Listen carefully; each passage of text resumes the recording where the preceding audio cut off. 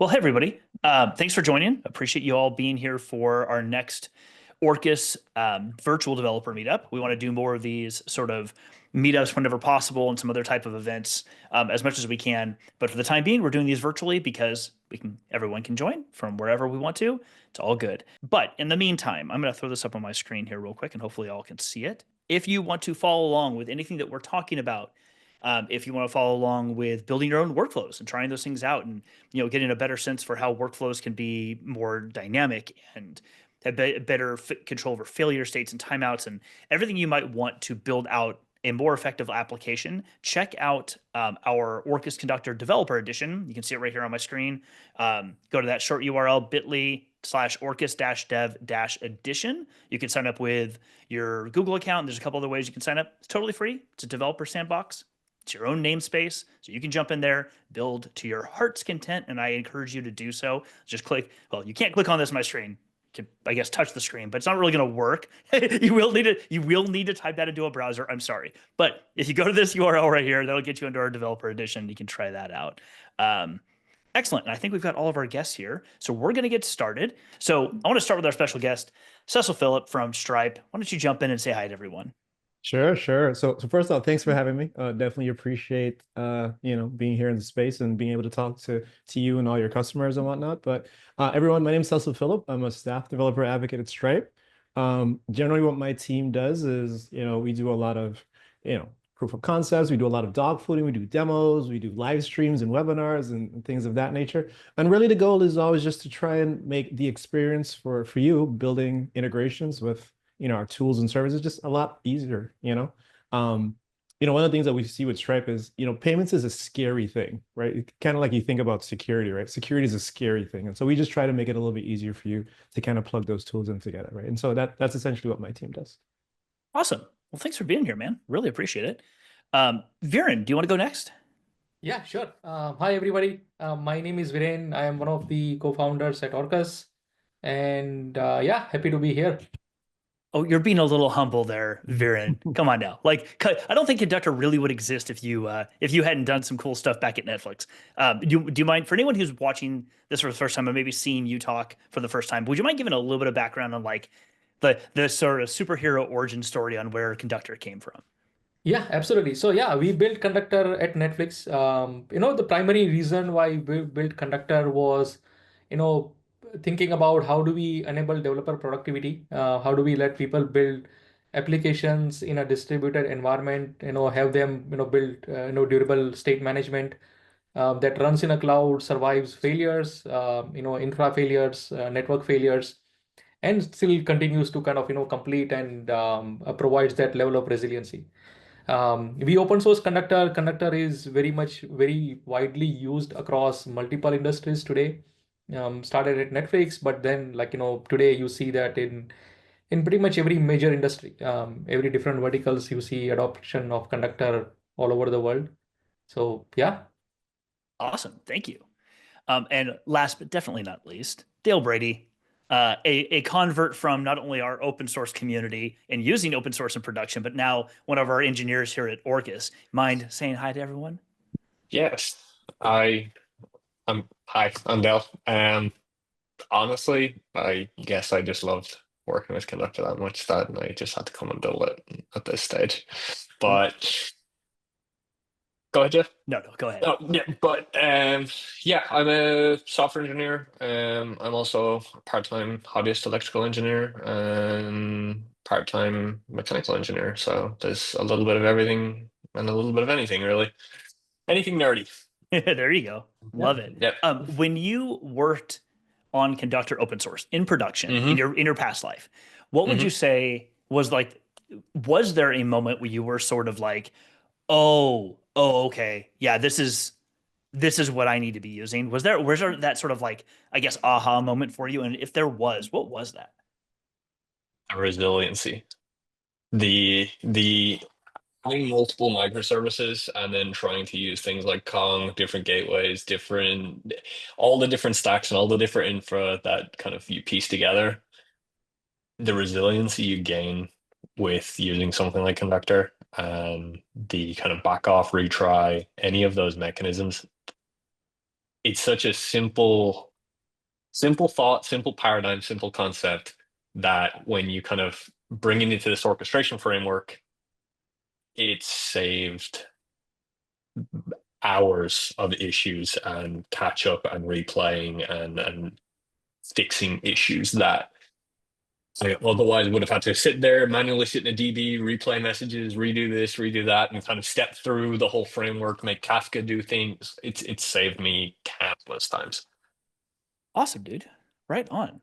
Yeah. Well, we will definitely come back to that. I want to touch more on that Yep. type of stuff a little bit later, but thank you for Yep. sharing. I appreciate it.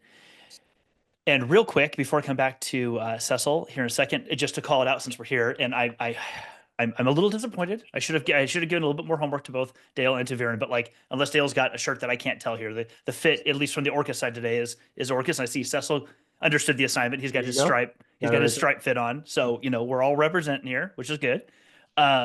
Excellent. Cecil, I'm gonna come over to you. Let's start kind of at the high level, if you don't mind. So I sent you a few things in advance we could talk a little bit about for everyone watching. Let's start off here. You mentioned staff developer advocate at Stripe. Stripe's a payment platform. Most people generally know that. Mind talking to us a bit about what it is you and your team actually do kind of as developer advocates in DevRel at Stripe, what you're focused on right now. What's the hotness at Stripe right now? Yeah, I mean, so in terms of what we do as a team, I think there's this perspective that developer advocates do videos and write blog posts, right? And then that's the sole, the sum of like our usefulness to some extent.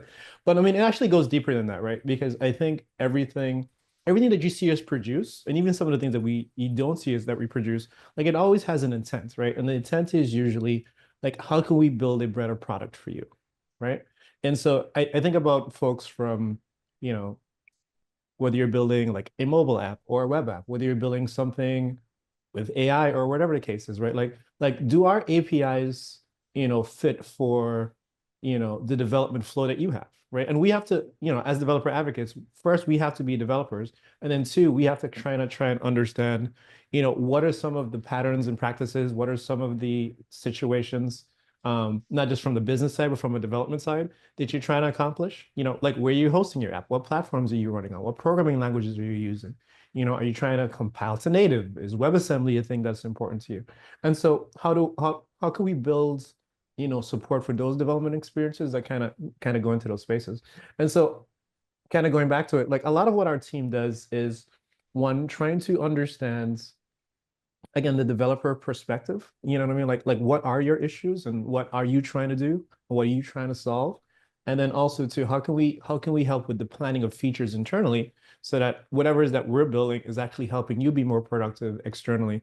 So again, a lot of that might be, working directly one-on-one with a customer, or it might be, again, running some proof of concept demos or trying out, APIs and things of that nature before they come out, before everyone sees them, so that we can say, hey, this is very idiomatic to a Python developer or a Java developer or a .NET developer. Like this is how they want to work. And so, we're trying to craft, we're trying to craft an experience that makes sense for you.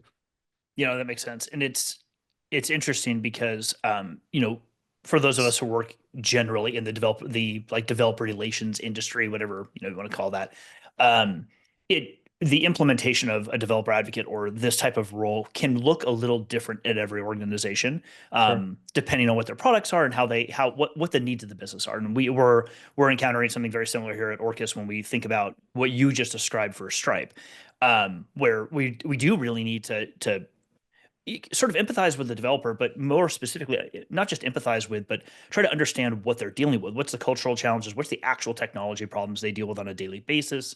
What do they need from us? How do we serve that need? Yes. Sometimes and oftentimes it can be content from blogs and tutorials to videos, what have you. But there are plenty of times where it's like, hey, this is a bug, or there's a feature, or there's something that's necessary that we just didn't notice or we didn't see. Because when you're this close to it as a product company, you can miss things that people tend to go through. So I guess that's an interesting pivot to another question I wanted to bring up to you was Stripe. It's a pain. I'm probably way oversimplifying, so I apologize, but payment platform with a lot of nuance and different tooling and things that can be used by businesses, which means it covers a variety of different industries. Many of people probably think of retail, or think of hospitality and these others that where they commonly use payment processing, but may not think of as often, healthcare or, other industries as well. So I guess I'm very curious from your perspective when it comes to these different industries and different, sort of verticals you serve, the business services. What are some of the pain points that seem to pop up across those when they're integrating either a payment system or some feature into their applications? Yeah, when it comes to pain points from payments, I think it depending on like how you're coming into it. And when I say how you're coming into it, like I don't know how big of a company you are or in the industry you're in, the type of things that you're doing. There's different types of pain points. But I want to start on a very fundamental one that I think a lot of us don't talk about. And there's just the raw emotion of I am afraid. Right? Like I am afraid because payments is again, it's like security, right? It's not the thing that you want to get wrong. It's not the thing that you want to try to do. Because if you try to do it and you get it wrong, then you're probably going to try to send money to the wrong person, or you're going to try to send someone, the wrong bill, and they're not going to be happy about that. And that's not going to be good for return business. It's not going to be good for, the longevity of your company, right? And the reputation of what you're trying to do. And so again, part of what we try to do is one, show developers that you can implement payments in a safe way, in a compliant way that is not as scary as you think it is. Now, I think that's important for everyone, but specifically, if you think about a lot of businesses that are like low code, no code type folks, if you think about a lot of businesses that are like solo entrepreneur type folks, I don't have a dev team. I don't have tons of, engineers and a whole team of QA folks and marketing people that are doing A/B testing. I don't have that. It's just me. And this thing is scary for me to do, right? And so through that, like we have a set of options that allow you to kind of come in and still be able to be productive and make use of our tooling and developer experience without you necessarily having to, I don't know, get a degree in finance to sit down and try and figure that out. And so I think that's one of the things that we definitely help with. And then as you look as companies scale, again, like bigger companies have bigger problems and bigger pain points. One of the things that people don't know we do, but we actually it's probably one of the most, I guess, exciting and one of the most I don't know, one of the most quickly evolving things that we have inside of our company is our support for doing things like building franchising and marketplaces, right? And so we have a product called Stripe Connect. And what Stripe Connect does is, again, let's imagine, we have, Jeff starts up like a Star Wars memorabilia company, right?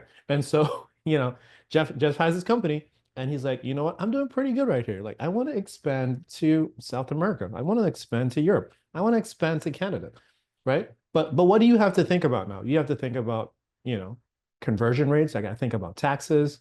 I got to think about whatever, the local rules within that business, the business rules within that locale happen to be. And again, it's just not something that you want to do. And so with things like Stripe Connect, we're able to create things that are called like marketplaces where, it's good for use cases like food delivery services like Uber Eats and, things like DoorDash and things of that nature, where you have a main company and I want to connect other companies to that main company, hence the word Stripe Connect. But it's also good for franchising, right? So like, no, I just want to have, not necessarily businesses connecting to other businesses in terms of like the separate entities. But if my business has multiple entities underneath it, but I want to have a centralized way to kind of manage that, I want a centralized way to kind of control the flow of money throughout these different locations, but then still have, all of the base functionality that Stripe offers you, like different payment methods, conversions, being able to support things like credit cards and bank transfers and, automatic tax collection and all these types of things. And all I have to do is just like flick a button or, toggle the switch in the dashboard. And it all just kind of works for me. So for folks on that side, that's definitely, again, it's a challenging problem, but I think we do a good job at making it easier for you as a business owner, you as a developer to kind of plug those types of things into your application. But yeah, like I said, I think it all depends. It all depends on like how you're coming at it, right? Like what side of the table are you coming at it from, and then what type of business that you're running?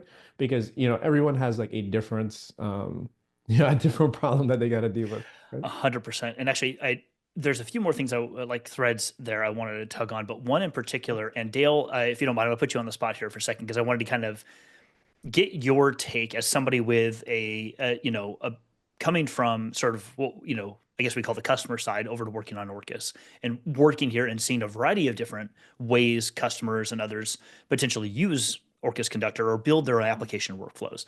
And so what I'm curious about, Dale, specifically is, as you were listening to what Cecil was talking about a second ago there with Stripe Connect and this ability to like integrate potentially a multitude of different features into an application and simplify that process.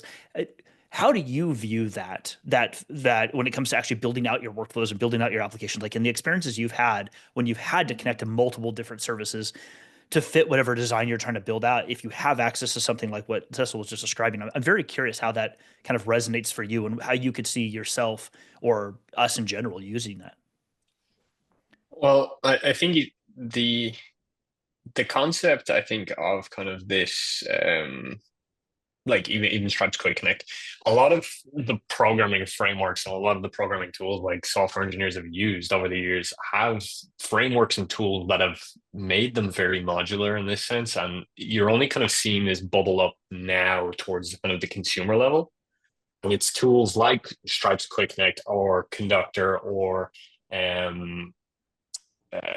Kafka has one as well that has their different integration module stuff. I forget the name of it as well. They have a market thing for it, but the ability to kind of do this with Conductor, which kind of genericizes of like bring your own tool and plug it in and go for it, that allows kind of the development cycles and the ability to kind of take one part of your business, the other part of your business, and the payment processing of your business and put it all together. So now you have this kind of like streamlined flow of, you can see, cool, Jeff ordered this piece of memorabilia from Star Wars. Someone ordered from Jeff's Star Wars memorabilia store, and you can see the order was placed at this time, the payment was then processed at this time, and you generated your packaging slip with UPS 10 seconds later.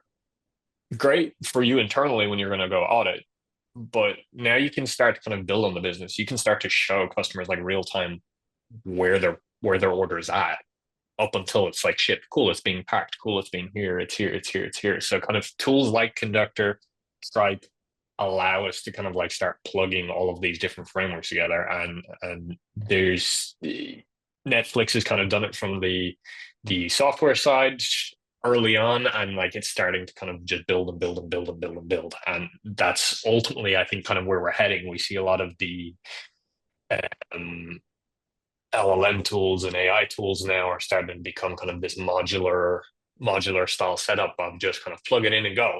And that's ultimately kind of what businesses want really at this stage. They don't, I think personally, I think the bygone era of waiting 4 or 5 months for a software engineer to build this is kind of gone.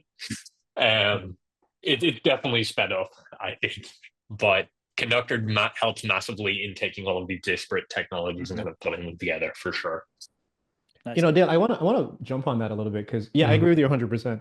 You know, us at Stripe, like we do one thing, right? And this is a story I tell people all the time. Like we do one very specific thing. It's a big thing, but it's just one thing, right? Like we deal with the workflow of money within your application, right? But when that's done, you know, other things still need to happen, right? Like who's going to handle the shipping? Who's going to handle fulfillment? You know, who's going to handle notifying the customer, whether it's be via, you know, text messages from Twilio or email or anything of the sort, right? Like there's stuff that has to happen, right? Usually, you know, whether it might be sequentially or parallel or whatever the case is. And so now as you're building out your integrations, you got to be like, okay, great, Stripe can handle this piece of it. But then when we're done, like we need to hand off to something else, you know what I mean, and try and have a coordinated effort to like actually complete the process, right? Which is ultimately getting the product or the service into the hands of the customer that just paid for it. And so again, I think workflow engines like, you know, like Conductor obviously make, you know, add a tremendous amount of value because now I think you allow a different level of communication to happen, right? And we can get into this, what I mean by communication a little bit later. But you offer a different level of communication when it comes to folks realizing, okay, well, these are the steps that need to happen next after Stripe's done doing what we do. Yep. Sorry. No, I definitely go ahead, Jeff. Oh, I was trying to get myself off of mute. I wasn't sure if you were going to jump in, but feel free to jump in there, Dale. No, I was definitely gonna say, like, a lot of companies are and have done, and I've witnessed it kind of build. They don't realize they're building kind of these business automation or orchestration frameworks, and that's ultimately what kind of the platform turns into over time. It just kind of stacks slowly, and by the end of it, they're like, oh, I have this, but I don't have any of the bling and any of the features. It just does one thing built for me. And in the ever changing state, I use the LLM tools as a good example, because they're shifting every week at this stage. And people are trying to build tools to kind of jump on them. People are trying to build different frameworks to jump on them. And there's no wrong answer. It's just what fits. And I think overall, personally, the winner of that is the one that can be the most malleable or the most configurable and present it to someone in an easy enough manner to do so. And that's why when you take the likes of Stripe, or you take the likes of kind of some of UPS's shipping frameworks or any of these, the key kind of to it realistically is just being modular. Of cool, give your HTTP endpoints, give your protobuf endpoints, give kind of these API gateways to be able to use the underlying tooling to the businesses or your consumers or your customers, and kind of allow them to use the tools how they see fit, rather than this strict framework of box clicking, I guess. That makes tons of sense. If you guys are okay with it, I'd love, we can continue down this particular path a little bit more, but what I would like to do, if it's cool, is I want to pivot a bit into a bit more of the kind of get into the weeds of the technology between like app developing whatever app you have and using a platform, to your point, Cecil, with Stripe for doing these various things that Stripe does before it needs to then be handed off to something else, like you've mentioned, for logistics, for shipping and what have you. And I know that because we deal with this all the time at Orkes, like it's a consistent conversation that's coming up in our open source community with our enterprise offering through Orkes Conductor, where people deal with errors that are happening in their application flow, errors that are happening with connections that are being made outside of the application flow, whether that's a webhook that's being called, or a simple REST API endpoint that's being responded to or received from. But in the case of a third-party integration like Stripe, here's the main application, the main app that is being built. There's a number of different flows. To your point, something you've kind of walked me through in the past there, Dale, where like no one's really building, or hopefully no one's really building, at least once they've started using a workflow platform. You're not building one monolithic flow, because that kind of like defeats the purpose of the reason you moved off of what you did before. So you have a variety of different flows, and they're all triggering at different points, and they're all kind of doing different things. They're interacting with each other.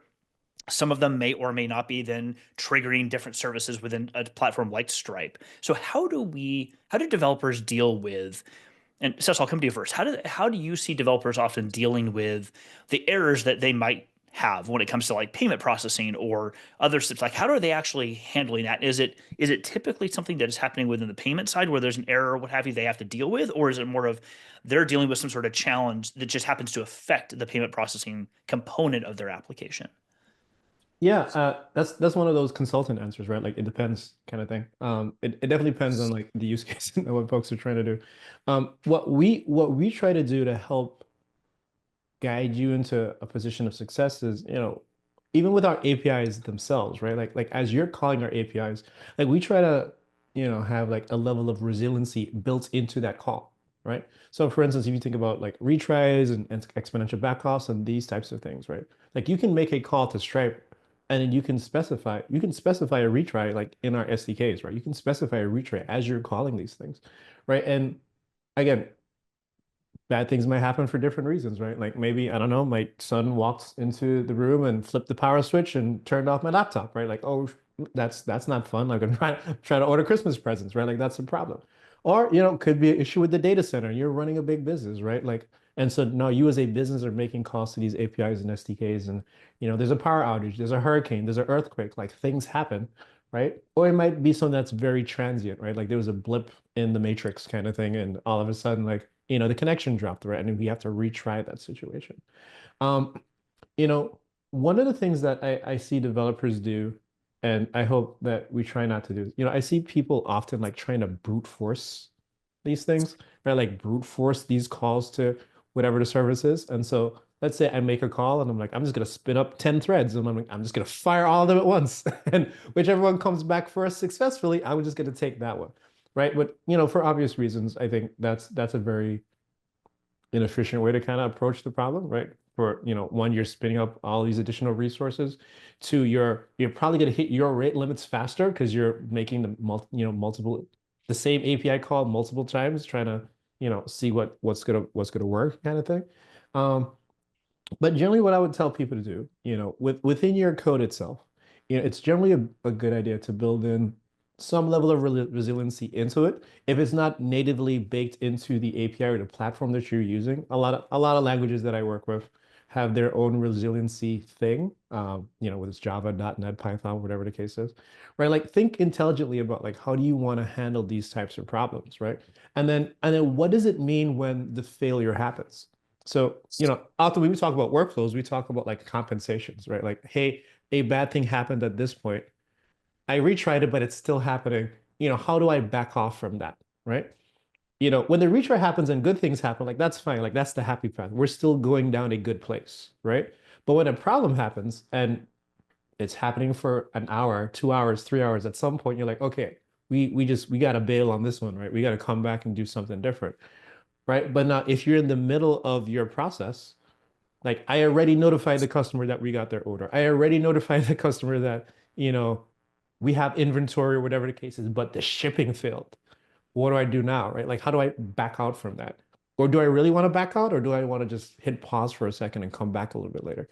You know what I mean? Like, I think those are the things that become very problematic for developers. And a lot of the times, again, if they're not using some type of workflow engine, some type of orchestration framework, like they try to write it themselves, that usually ends up in a bad time for a lot of people. You know what I mean? So we see a lot of that type of stuff happening, which is why I think us having these types of conversations about like, there is a better way, right? Like follow the light kind of thing. We can show you the way, are definitely important. Yeah, absolutely. And I'll come to Viren. I think Viren may have had to focus on something else for a moment or two, but I'll come back to Dale and Viren on this one as well. I'd love to get both, either or both of your perspectives on what Cecil's comment from the kind of the Stripe platform side of things. If we think about the app development side, if a developer is actually building that, to your point, Cecil, and like in dealing with these errors either on the third party platform or in between, how do you tend to think about describing the best ways to develop the app around that, especially when it means, hey, you can bring in a workflow orchestration tool that can help, or platform that can help you with this? What's sort of your perspective on what Cecil was describing there? I can start and maybe Dale can add his perspective, right? But like, if you think about like, systems like Stripe, right? We are talking about payment processing, and payments are one of the most kind of fit for using workflow engines. And the reason is there are two aspects to it, right? Like one is when you charge for the payment. So usually you have, let's say I'm building an app, or I have a system where I am charging my customers on a monthly basis or ad hoc basis. Um, the payment is one of the things that you don't want to fail. At the same time, which means that like there should be retries, there should be error handlings, and things like that. What happens when you have 10,000 customers that you need to build monthly basis, right? Like you are not going to put a spreadsheet and do it manually. um, the automation is the key. If you are not charging them on a first of month and maybe charging based on like the day when they started, then the billing may not be always on the same day. It might be going on every day. So that starts to kind of add complexity, right? How do you schedule thousands of payments, if not hundreds of thousands or millions of them? How do you kind of make them recurring? When do you stop them? When do you get details into how much was charged, what really happened? And when you start thinking about putting them all together, right? Banks are historically known to use workflow engines for payment processing, payment settlements. It's a pretty well-known thing, right? At the same time, like if you see charges which are like larger than certain amounts, maybe you want to have some exception handlings. So all of those things makes something like payment processing, which seems pretty trivial, not as trivial, right? Like when you think about it running at a scale. Yeah, I mean, yeah. I can piggyback off that. So as someone that spent a lot of time building integrations to other people's tools and connecting to different frameworks and connecting to different God knows what. I've seen people say incorrect for any kind of the nerdy people on the webinar at the minute. I've gotten 200 responses that have incorrect credentials, and so you're kind of sitting there going, okay, well, I got a good response, but now I have to write a framework that can pick up the fact that I have to write some sort of mechanism to pick up the fact that I got a 200 response, but the resulting body may be bad. And then you may try and have another tool that returns any of the 400, 500 results for whatever they choose at that moment in time. I've seen successful responses come back even with kind of like 300s to 400s, where it just doesn't redirect correctly, or there was an error, but there wasn't. So the ability to kind of have the point in time to be able to either retry it at a later date because it may have worked at some point, or to have these different levels of, cool, I know this one technology is a little bit funny sometimes, or they do their software releases midnight GMT every Tuesday, so don't process at this time, do it slightly later, or just skip the 1 hour window and give myself some grace.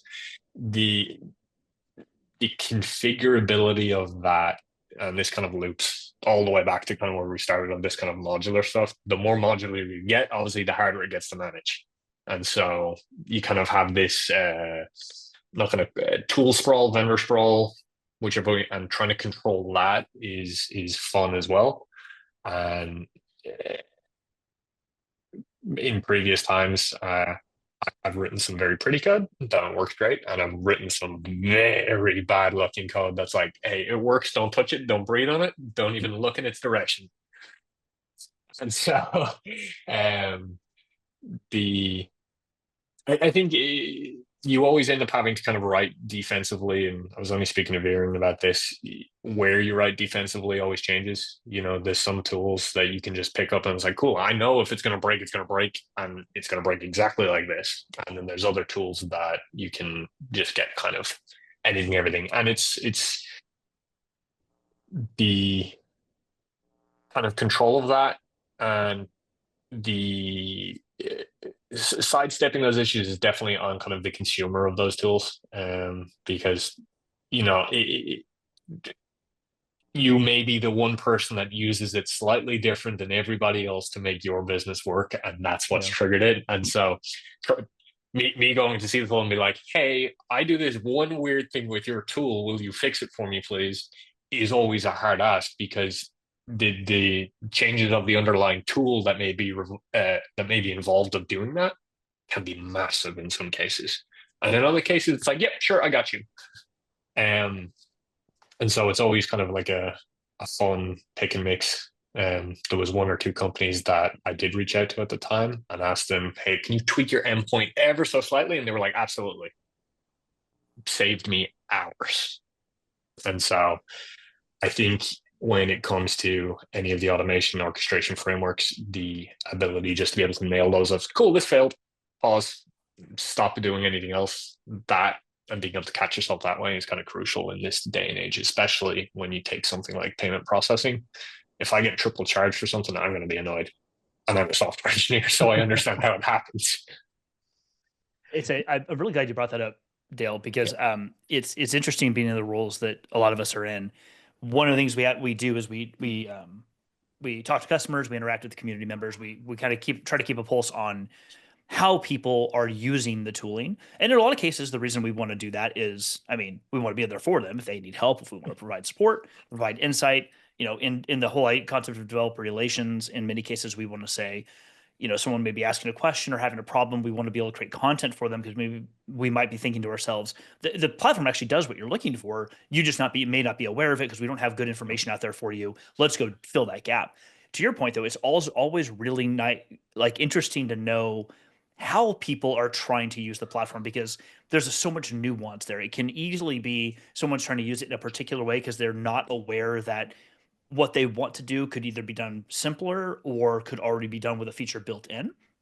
But it can just as often be what you're describing, where somebody's using it in a way they're like, oh, had never even thought about trying to do it that way.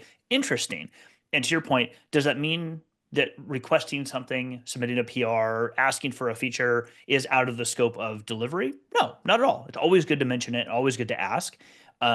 However, just know that it doesn't always mean that it necessarily is a thing that can be delivered, because to your point, it could be one niche thing. I think some other companies out there, Apple's, I think always a really interesting one to watch when it comes to this sort of conversation, because they never deliver something right away, but when they do, they try to make it a feature that is delivered in the most ubiquitous way and the easiest way for a lot of different people. So even if it's not exactly the way that you as a person asked for it, it does hopefully end up solving the problem you were looking to accomplish and hit it for and do that for the largest audience, which I think is definitely one approach to development, where you take a lot of input and then you try to create a now in their model, that model doesn't work for every business, because that's a heavy UX, heavy thought for an extended period of time before let's now release something. It's a model that works for them. It doesn't work for every business. We found that inside of Orkes that, that's probably not a model that's going to work for us often, at least not now. We need to deliver quickly and turn things around. But, there are different approaches to this. And something you said in there, Dale, and I'm actually gonna put you and Vera on the spot as we're coming into the second half of this event, is you, Dale, specifically have been working on something very relevant to Stripe. And I thought it might be kind of interesting to talk about the idea of like, different ways to integrate things, different ways to build into your software or build into your app, integrations with third parties and how it works and how you set that up. If you and Viren are comfortable with it, would you mind kind of talking a bit about what you've been working on, and maybe even if it works here to kind of show that a little bit? I'm burying the lead for anyone who's not like, everyone's like, what are you saying, Jeff? You're being very vague. I am burying the lead. I absolutely am. Darren, you want to go first, or totally up to you, sir? Either is fine. You can go first. Absolutely. Cool. Not a problem. So, one thing I've been working on, and this a credit where credit's due, this was kind of Viren's idea. He messaged me late one night and was like, "Hey, have you seen this stuff and kind of how this is going?" A lot of companies are moving towards obviously LLM integrations and kind of being able to provide context, I guess, to people. And one of the kind of current toolings that is kind of the buzz at the minute is MCP, or Model Context Protocol. And it's a very ingenious way of supplying a lot of these AI models with the concept of tools, or the ability to perform an action, or the ability to have context of something. And there's many different levels to this, between tools, resources, and various other attributes that is supported. But the kind of interesting one at the minute is tools. And as a developer, the MCP protocol or spec that has been kind of designed and standardized, they've done a very good job in essentially defining this protocol for all of these tools to look the same, act the same, and work the same. And it's super interesting when you kind of pair that idea with an orchestration framework, because now you have the ability to take an LLM or ChatGPT request, ChatGPT response, and get details about your previous month's payments, for instance, or upcoming payments that are due in the next month, without ever really having to write code, look at a database, build a UI, or do anything. You can kind of just issue plain text to something and get some results back. There's many different levels of this. I am over genericizing it at many levels, but one of kind of the interesting things that I've been working on in the past week with Viren, and I'm pretty sure I can share my screen straight away. Jeff, can I? Yeah. Yep, you should be able to. So one thing I've been working on is essentially taking, everybody has disappeared. Oh God. Is taking kind of these MCP tools and bringing them in as integrations. And one of the things that Stripe has done, I don't even know when they published it, but I know it was recently enough, is kind of their MCP tool. And And essentially, it's a node package that you can bring in. You give it your Stripe API key, and you can use tools like they're fairly not limited to, but they are limited to kind of like Claude Desktop at the minute. And there's another tool that people are using as well, Cursor, I think. And you can also use CLI. You can do it with CLI as well, actually. In fairness, you can just use straight curl. But one of kind of the interesting things we've been experimenting with is how we kind of load these MCP tools into Conductor. And one for the purpose of the demo was kind of like the Stripe MCP, and we could basically bring kind of make a call to this tool of say, hey, list all the tools you have available. And so the Stripe MCP tool essentially has given me the ability to create a customer. And what's cool is it's also given me this kind of spec to go with it. So I know, cool, I have a tool called Create Customer. I know the description of what it's going to do. So it's helpful for me as a user. But I'm also given this input schema, which is I need a name and an email to create a customer. So I can now go create customer and customer and customer, build a business process around this. And I actually haven't had to build Stripe integration. Stripe has just supplied it to me. And so there's a ton of these tools that are starting to pop up, and they will come out in a big wash, I think. And I'm interested on Cecil's perspective and even Viren's perspective of this. There's going to be many, like, I'm going to call them homebrew tools that will pop up. But then there's the likes of Stripe that are also like, hey, here's our official tool. Have fun. Goodbye. And so that's where we can kind of take the tool. And so it's cool, drag and drop. I want to work with Stripe. Cool. I can now create customers. I can list customers. I can create products, list products, create prices for items, list prices, create payment links. And so obviously the interesting one here, given the purpose of everything, is cool. I can create a payment link and send it to a customer in mass. And I can also track how many I do, when I do it, how it all works, and keep on top of it from my business perspective without ever having to worry or build a piece of Java code or Python code or whatever kind of team to go build and do this in mass. Because you'll see teams or people are like, cool, we have to use Kafka, we have to use this, and now Rabbit is involved. And so now you have this huge framework that now has an AWS Lambdas for some reason to go do this in mass. And so you kind of bring it back towards the modular side of things. Conductor has proven itself in terms of millions, thousands upon thousands of tasks to be able to do that very, very quickly and sequential and in parallel as needed. So the going forward with this, my hopes is to be able to kind of work with Viren in making this a bit more polished in terms of kind of how we get the tasks into the system, how you interact with the tasks, and kind of expose them as if they were native to the system, I guess is a good way to word it. So it removes kind of even having to look at kind of this JSON output of anything. It's cool. I want to create my create payment link. I want that as a task. Go do it, please. I want to do this. Go do it, please. As well as interacting with it from a separate level of kind of the LLM side of things in terms of being able to supply that too. But that's something I've been working on.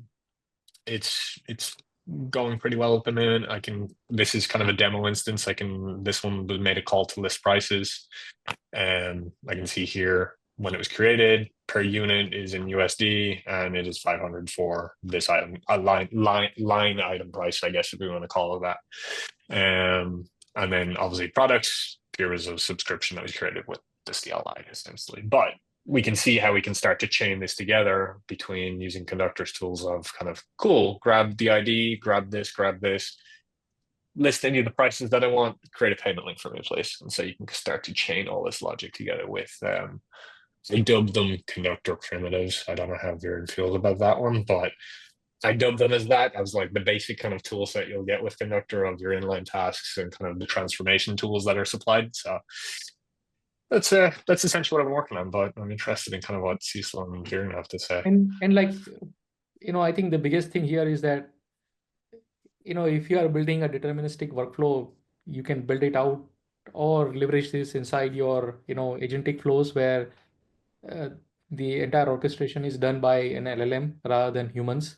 So, it kind of lends itself very well. Like, I think one of the best utility that we saw with MCP was that, yes, originally it was conceived to be kind of used for LLMs, but it also lends itself very well when you are building integrations. And like, if you go to integrations, Dale, since you are sharing your screen, right? Like with Absolutely. Conductor, it also allows you to kind of manage all your integrations in one place, right? So rather than like trying to, put your API keys as an environment variable and set it up and everything, essentially, now you are able to kind of put together multiple integrations. So my customers could be sitting inside a Postgres or MongoDB. I can get the listing of all the customers through that. Again, another MCP tool. Get for each customer, I can then issue a Stripe payment link, track until they click on it through a webhook, and once it is kind of ready to go, um, maybe update a database with the status, right? All of those things can be done pretty seamlessly. And the most beautiful thing there is you can do it at a scale without having to worry about resiliency and everything. And then you can focus on building your product, right? It may be a SaaS product or a consumer product, maybe an app, a game, whatever might be the case. But all the heavy lifting of things which are not essentially core to what you are delivering a value to the customer kind of gets offloaded. Yep. So I just want to say this for the people that are watching. I did not know that they were going to show this, just for the record. So anything that I say is a pure, honest reaction to what I'm seeing here for the first time. So You're welcome, by the way. I just want to put that out there because folks like, oh, they brought the Stripe person on and now they're showing a Stripe demo. So yeah, so I think everything that Varen said um makes complete sense and it's almost like an ingenious way of kind of looking at how some of these protocols that folks have built, like again, MCP, and I think agent to agent is another thing that people are working on now. But like how these protocols not only are great for, again, building agentic workflows and things of that nature, but again, I find them to be a very language platform agnostic way to just connect functionality together, right? Whereas before, again, think if I had to build like, I don't know, a plugin for a platform X. Oh, I got to write it in Python. I have to write it in Go. I have to write it in that thing. And then I got to use their plugin framework to connect those spaces together. But with MCP, if MCP is, exposing tools in a platform agnostic way, well, that's a plugin, right? That's an extension. That's, a module, whatever it is that your platform calls it, right? It's a way for me to add functionality to a bigger system. And so, yeah, being able to have support like that in a workflow engine makes complete sense, right? Because now you could, you can have a bunch of pre-canned workflow tasks, or you can even create your own custom tasks, right? And I can even imagine folks creating and hosting their own, my internal company task, whatever your company does and whatever that task might be. And then again, plugging it into Orkes or plugging it into your code or whatever the case is to make that integration a lot easier. So yeah, I think this is exciting, man. This is a really interesting thing, you know what I mean? And I think even more so if we have the way to communicate that, because I was kind of alluding to communication a little bit. When we have the way to communicate that in a visual way, because that for me is one of the biggest benefits of Orkes, right? Like it's a very much of a visual tool, right? And so people that are both technical and non-technical, I guess, coders and non-coders, like you can come into the space and you can look and see what's happening and understand, right? So if you say, hey, I'm calling this MCP server, but I'm calling the list customers tool, list customers for me just looks like a task. You know what I mean? It's just a task, and I could just very easily come in and I can see where the arrows go. I can see the flow of information and the amount of steps that need to happen. But I don't necessarily need to know what's backing it as a non-technical person. But again, as a technical person or the AI guy, I might know, hey, well, there's an MCP server and there's an API and there's all this other stuff that's happening. But it kind of gives us a common language that we can all kind of like collaborate around. You know what I mean? Even though we're both coming at the goal from a different perspective, we can all still have like this middle ground that we could look at things and be like, okay, we're all on the same page as to what we're trying to do. Yep, I agree. And like this, the interesting thing about MCP is that it's basically building on JSON schemas, and it's kind of allowing us, as you said, Cecil, to have these kind of define tools for us. And for a long time, people just kind of, and other companies would just like, here's our API docs, see you later.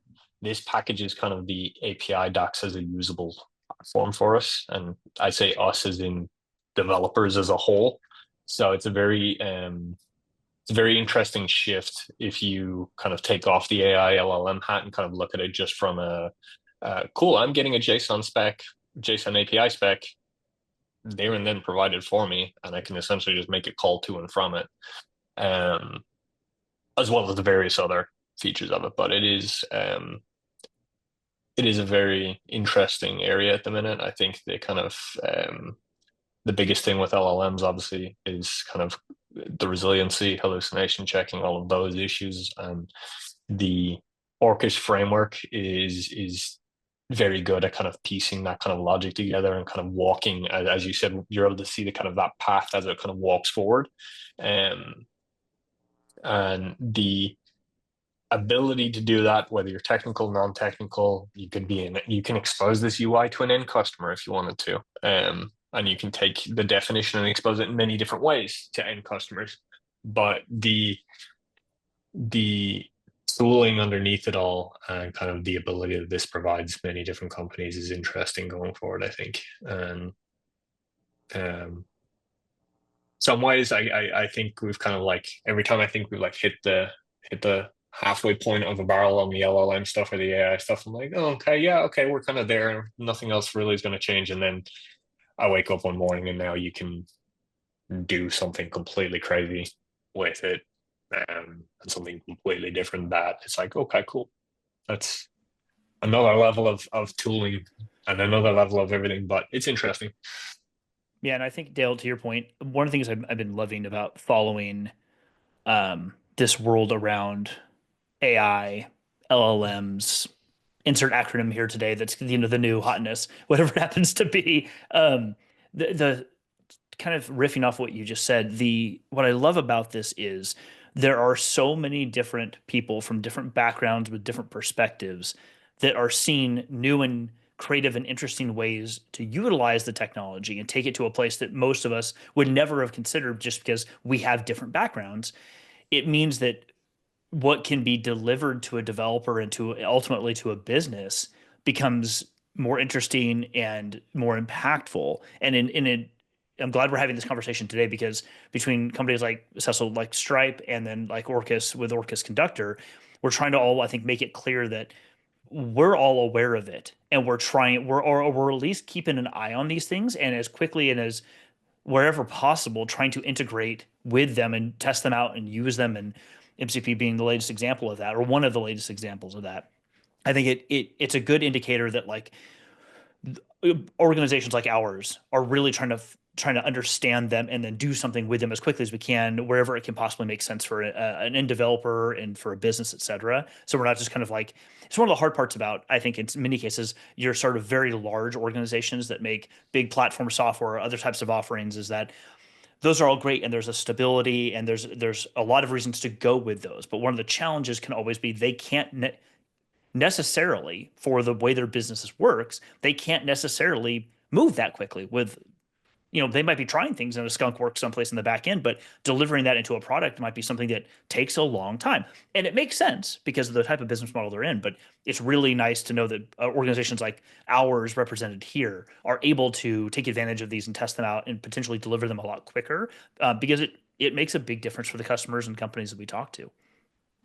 I know we're running a little bit long on time here. We've got about 4 minutes left. And Cecil, I want to be respectful of the fact that you do need to bounce here in just a couple of minutes. So I want to wrap up.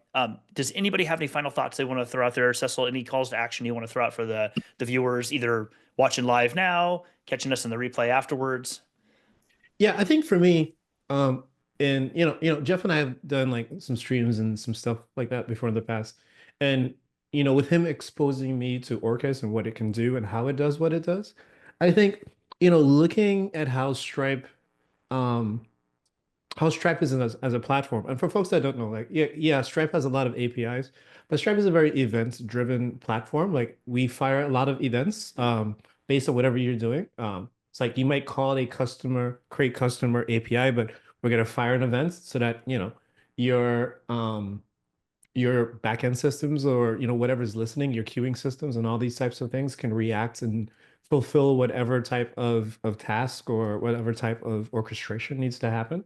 And again, for folks that need something that is very, again, easy to communicate. I think we all need something that's easy to communicate, to be honest with you. But for folks specifically that, hey, I need a space that I could, me and my business analysts, my developers, my QA folks, we could all look at the plan and see what the plan is and be very sure about, like, okay, well, when we go through user testing, like, this is what's happening. When we go through, even designing the feature, this is what's supposed to happen.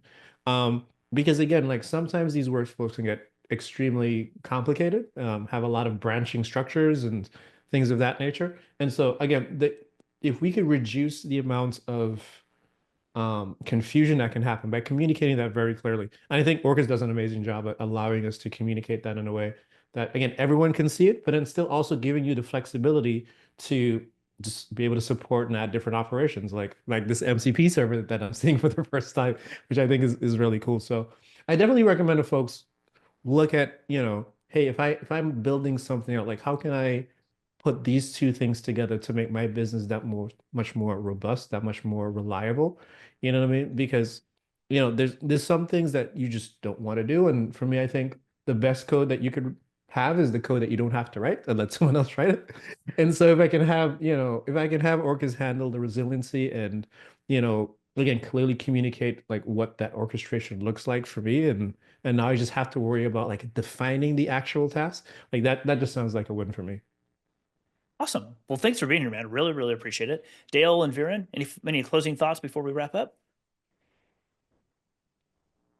I think kind of one of the most prevalent point that just kind of stood out to me there, and I kind of just realized it, is that I was looking at this kind of MCP stuff going, oh yeah, okay, you can create a customer, it just creates an entry in your database. And then it clicked with me again. It's like, oh no, wait, this is Stripe and payment processing. There's a hell of a lot more stuff that goes on behind the scenes here.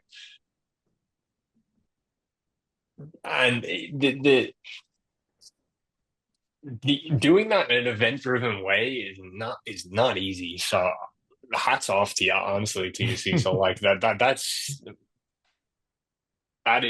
is a complex thing to achieve, and it is very, very hard to make work, and it takes a lot of time and a lot of patience to have it very concrete.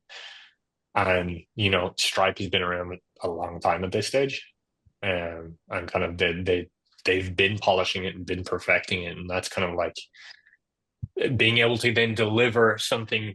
I call it scrappy, but being able to deliver kind of this skunkworks MCP kind of stuff and these tools alongside being able to support all of that, all the framework and everything else, like that's definitely cool, I think. And so thank you, Cecil, for Yeah. thank you, and thank you, Stripe, for being able to kind of deliver those Sure. things and providing this, I guess.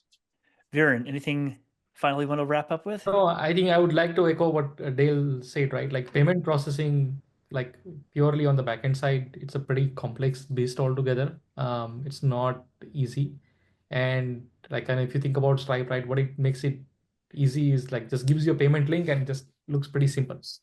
Um, so I think, I mean, I kind of go back to this, right? That like, in the end, platforms are what makes 10x 100x engineers. Like, you got to have solid platforms that you can use to accelerate at which you can drive innovation, new product development. Because just imagine if you have to build your own workflow engine, if you had to build your own payment processing before you can even build a single customer, you have to spend months if not years trying to build this out, right? So this is where that is the power of platforms, in my opinion.